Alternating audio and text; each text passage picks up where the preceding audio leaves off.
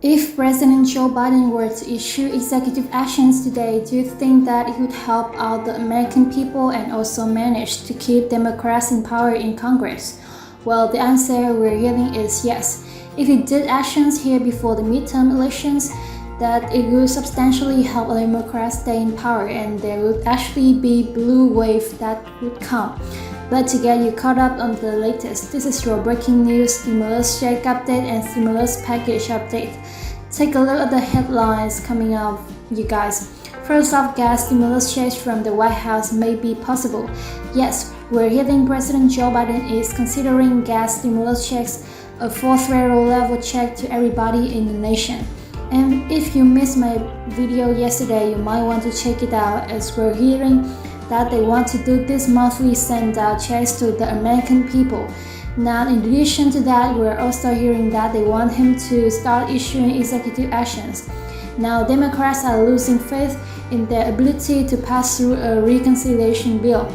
And look what they're saying, they want to start with pressure grows on President Biden to take action on abortion ruling.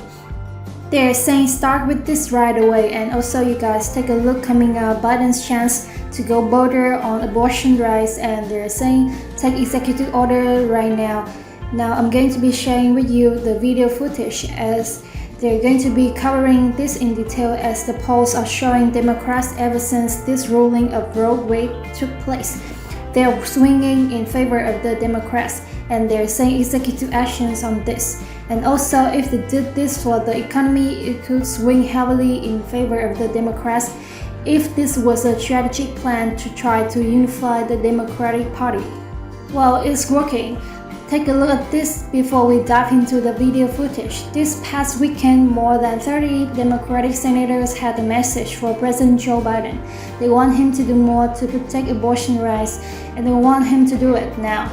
There is no time to waste. They said in the letter, which was led by Senator Patty Murray and sent one day after the Supreme Court announced his decision to officially roll back Roe Wade. Do you have the power to fight back and lead the nation's response to this devastating decision? And they are calling upon him to do executive orders and executive actions. Now we'll see you guys, because if he does this, we've heard that there's going to be a ton of this coming if they lose confidence in their ability to pass through legislation. And a lot of people are saying this needs to be done for our economy. 80% of the population of the nation say that's right now the number one concern is the economy, and we're hearing they're taking into consideration gas stimulus checks, rebates, child tax credits, and assortment of different provisions, which we're hearing could be coming here very soon. So let's go ahead and dive into this video footage and let me know your thoughts. A new polling shows a swing back toward Democratic candidates ahead of November's midterm elections. It is the latest survey from NPR, PBS NewsHour, and Martis. 48% of voters say if the midterm were held today, they would more likely to vote for the Democratic candidate. 41% say would vote for a Republican. That's a 1-point increase for Democrats since last month, and overall a 10-point swing of April when 47% said they would back the Republican candidate. In the same new poll, 55% of all voters say they oppose the court's decision to overturn Roe, although the majority of Republicans say they support the ruling. I want to see a poll of Republican women. Yeah, well, you know, it is. It's not as wide of the gap as Democrats might believe. I think the majority of Republican women probably support the ruling. But you know, Willie and we can love to get everybody else inside this. But there's a trade-off here, and it really does depend on who is inspired to go out for a turnout. But there's going to be a trade-off. This is Donald Trump hates this privately, and he's complaining about it privately because this will hurt him. This will hurt Republican candidates in the very areas that cost him the election in 2020. The suburbs, we always talk about the northern suburbs of North Atlanta, the Philly suburbs, you know, the I-4 corridor, which of course Republicans did fairly well in, but those suburban areas are areas that Republicans have been losing over the past several years, the suburbs. And this is only going to cause especially women in suburbs to move away from them more.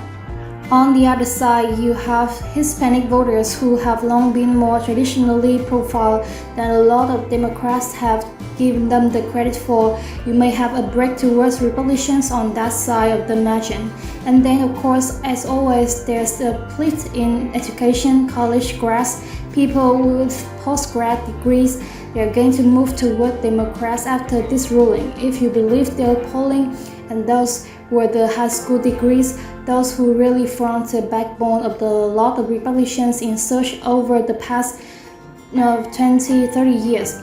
They are going to move, most likely, if you believe the polls, move to Republicans. So I don't think it's clear-cut. I would say some things happened over the past 2-3 months. Yeah, maybe it's the gun debate, maybe it's the leaked memo, and that in several polls have shown Democrats picking up 10 points in the generic ballot test. This is a little tighter than some of the ones that I've seen, but there are some others that show Democrats searching as much as 10 points. Yeah, if you think about what's happened in that town as we look down, and we should be clear that this does not include the last week when the Roe decision officially came down. But as you said, we heard the leaked memo, we saw the details of it. We assumed that this was going to happen, so maybe you can factor that into Democrats' increased enthusiasm with the January 6 trials. Of course, that would come within this poll. And then, as you said, the gun debates as well. So, Jim Robinson, this Roe versus Wade, as you look at the enthusiasm among Democrats, is something immediately after it came down that Speaker Pelosi and President Biden said, our recourse here is to go vote. If you don't like what you saw at the court on Friday, you have to go to vote. Do you expect this going to galvanizing issue as Democrats go to polls in the fall? Well, look, I think first of all, the major impact of the decision is on humanity, is on the court, right, making that decision. But in terms of politics, yes, I expect to boost Democratic candidates. And in fact, I would be very interested to see that those numbers look like when they do figure in last Friday. At the day it actually came down, because it was one thing to know it was coming, even to read the draft opinion. To have it just sort of land Friday, just have it happen. I know that just anecdotally, people I've been talking to it personally hit them really harder than they would have expected, knowing it was coming. So I wonder what impact it's going to have. I also wonder, I always look at those numbers for independents, and different rights. Democrats and the Republicans are not locked together. They are the majority of the population, but the largest segment of voters consider themselves independent. And if they break substantially toward Democrats, then this could be a very different midterm election from the one that a lot of people were expecting.